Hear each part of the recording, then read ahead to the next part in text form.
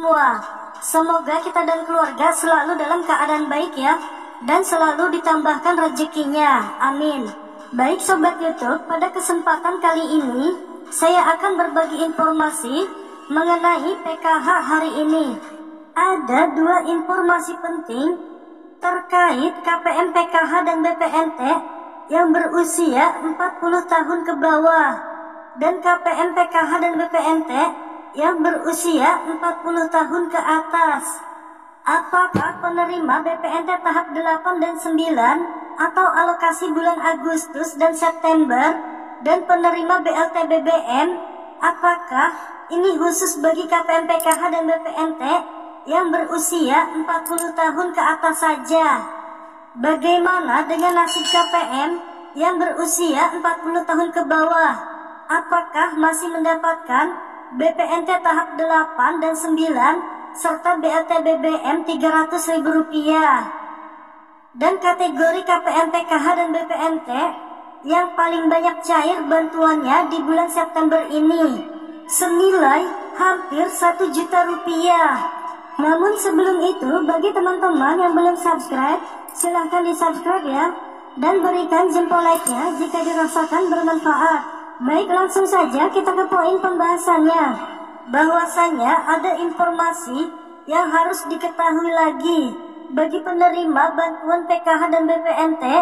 Kriteria ini yang akan cair bantuan untuk sembako BPNT dan juga BLT BBM-nya senilai Rp300.000 yang akan cair lewat PT Pos dan juga lewat kartu KKS. Nah, perlu diketahui para penerima manfaat PKH dan BPNT, banyak sekali KPM PKH dan BPNT yang berusia 40 tahun ke bawah ini di lapangan banyak terjadi saldo BPNT bulan Agustusnya maupun Septembernya itu zonk maupun kosong. Apakah ini tandanya para KPM tersebut yang usianya 40 tahun ke bawah itu sudah dihapus dari penerima bantuan BPNT sembakonya oleh Kemensos? Nah, karena seperti sudah kita ketahui bersama, pelaksanaan program BPNT sembako dan PKH ini dilaksanakan oleh Direktorat Jenderal Rehabilitasi Sosial, kemudian oleh Direktorat Jenderal Perlindungan dan Jaminan Sosial atau Dirjen Linjamsos, dan yang ketiga oleh Direktorat Jenderal Pemberdayaan Sosial. Jadi sekarang ini nama-nama para KPM baik PKH atau BPNT itu sudah dibagi ke dalam 3 direktorat tersebut berdasarkan usia para KPM. Nah, untuk Dirjen Rehabilitasi Sosial ini melaksanakan program sembako dan bantuan PKH kepada para KPM perseorangan atau tanpa keluarga. Nah, jadi yang masuk rehabilitasi sosial itu untuk kategori lansia yang tidak memiliki keluarga dan disabilitas tunggal yang tanpa memiliki keluarga, dan juga bagi anak-anak yang tidak memiliki keluarga. Kemudian yang kedua, untuk Dirjen Perlindungan dan Jaminan Sosial atau Linjamsos ini melaksanakan program PKH dan sembako BPNT kepada para KPM yang usianya itu berusia 40 tahun sampai dengan usia 60 tahun. Nah, kemudian yang ketiga, untuk Direktorat Jenderal Pemberdayaan Sosial ini melaksanakan program sembako dan PKH untuk penerima manfaat yang memiliki usia 40 tahun ke bawah. Jadi bagi para KPM yang usianya 40 tahun ke bawah, ini di bawah Direktorat Jenderal Pemberdayaan Sosial.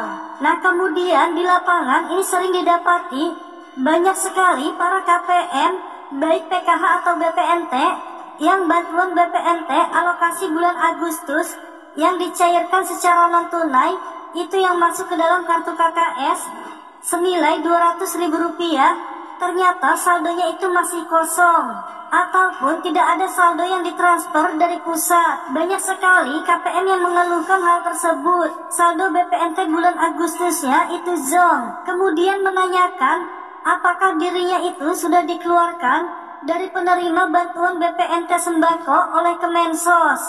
Karena menurut informasi yang ada, bagi para penerima manfaat PKH dan BPNT yang berusia 40 tahun ke bawah ini akan dihapus dari data DTKS dan dikeluarkan dari keanggotaan bantuan panganan tunai maupun dari penerima bantuan program keluarga harapan atau PKH.